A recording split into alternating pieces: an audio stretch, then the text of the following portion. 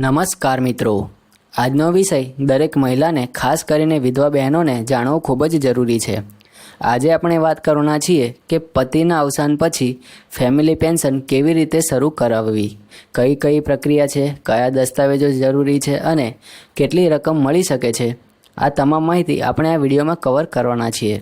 ઘણી વખત આપણી પાસે માહિતીની અછત હોય છે, જેના કારણે આપણે આપણા અધિકારોથી વંચિત રહી જઈએ છીએ। એટલે વિડીયોને આખો જોજો, એક પણ સ્ટેપ ચૂકી ન જતા।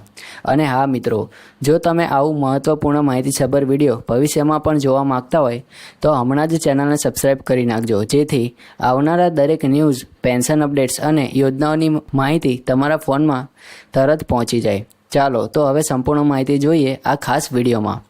તો પહેલાં જોઈએ કે પેન્શન શરૂ કરાવવાના પાત્ર કોણ હોય છે। તો પતિના અવસાન બાદ તેમના મૃત્યુ સમયે જો તેઓ પેન્શન ભોગવી રહ્યા હતા અથવા પેન્શન માટે પાત્ર હતા તો તેમના સૌથી નજીકના નાતેદારને ફેમિલી પેન્શન મેળવવાનો હક હોય છે। સામાન્ય રીતે પત્ની એટલે કે વિધવા ફર્સ્ટ પાત્ર હોય છે। જો પત્ની ન હોય તો બાળકો કે માતા પિતા પણ પાત્ર હોઈ શકે છે, પણ તેની શરતો અલગ અલગ હોય છે। બીજા નંબરમાં વાત કરીએ કે જરૂરી દસ્તાવેજો કઈ જરૂરી પડશે। તો પતિના મૃત્યુનું સર્ટિફિકેટ। બીજા નંબરમાં લગ્નનો પુરાવો, જેમ કે લગ્ન પ્રમાણપત્ર, સામૂહિક ફોટા અથવા સમુદાયના પ્રમાણપત્ર આપણે રજૂ કરી શકીએ છીએ।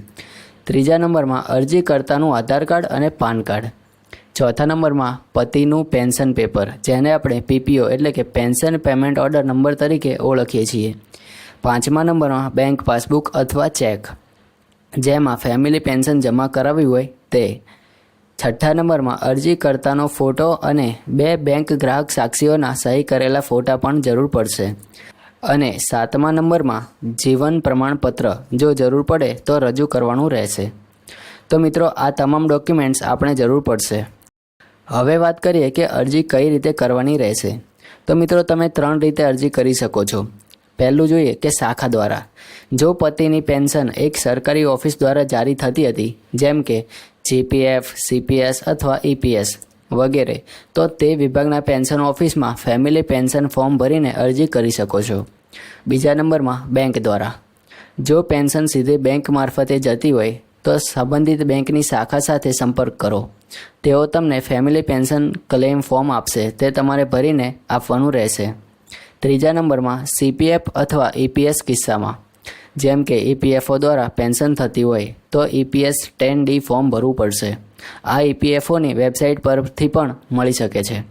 તો મિત્રો, આ 3 રીતે તમે અરજી કરી શકો છો। હવે વાત કરીએ કે સમયગાળા અને પ્રક્રિયાની। તો તમે અરજી પછી તમારો કેસ તપાસવામાં આવે છે। જો તમામ દસ્તાવેજો સાચા હોય તો લગભગ 1 થી 3 મહિનાની અંદર ફેમિલી પેન્શન શરૂ થઈ શકે છે। જો કોઈ દસ્તાવેજોની ખામી હોય તો સુધારવા માટે પણ તમને જાણ કરવામાં આવશે। તો મિત્રો, હવે આપણે વાત કરીએ કે અરજી કરતી વખતે અને ડોક્યુમેન્ટ સબમિટ કરતી વખતે તમારે કઈ ભૂલો ન કરવી જોઈએ। તો પહેલા નંબરમાં પીપીઓ નંબર ભૂલથી ન લખવો જોઈએ, તે તમારે બિલકુલ ધ્યાનથી અને ચોક્કસપણે લખવો જોઈએ। બીજા નંબરમાં બેંક ખાતું એકલું હોવું જોઈએ, સામાન્ય રીતે પત્નીના નામે જ એકાઉન્ટ હોવું જોઈએ। ત્રીજા નંબરમાં તમારા દસ્તાવેજમાં નામ સરખું હોવું ખૂબ જ જરૂરી છે, એટલે કે પતિના દસ્તાવેજમાં જેમ લખાયું છે એમ જ તમારા સંબંધિત દસ્તાવેજોમાં પણ હોવું જોઈએ। ચોથા નંબરમાં જીવન પ્રમાણપત્ર દર વર્ષે આપવું ખૂબ જ જરૂરી છે। અને છેલ્લે 5મા નંબરમાં ઈપીએફઓ જેવી સ્કીમમાં તો ભૂતકાળની પેન્શન પણ ક્લેમ કરી શકાય છે। જો સમયસર અરજી ન થઈ હોય તો પણ સમયસર અરજી કરવી વધુ સારી રહી શકે છે। તો મિત્રો, આ તમામ માહિતી અને ધ્યાન રાખવાના મુદ્દા હતા જે તમારે ધ્યાન રાખવા જોઈએ। હવે વાત કરીએ કે ફેમિલી પેન્શન કેટલું મળે છે। તો મિત્રો, પેન્શનના 30% જેટલી રકમ ફેમિલી પેન્શન તરીકે મળે છે। મિનિમમ અને મેક્સિમમ રકમ નિયત કરેલી હોય છે। સામાન્ય રીતે ₹9,000 થી 27,000 સુધી થઈ શકે છે, જે કેન્દ્રીય પેન્શન મુજબ નક્કી કરવામાં આવી છે।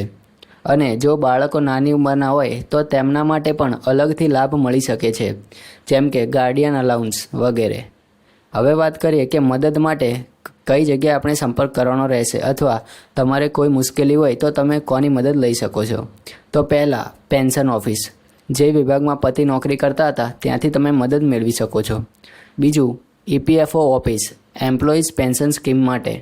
ત્રીજા નંબરમાં નિકટમ સરકારી સેવા કેન્દ્ર અથવા CSC દ્વારા તમે માહિતી મેળવી શકો છો અને RTI મારફતે પણ માહિતી મેળવી શકાય છે.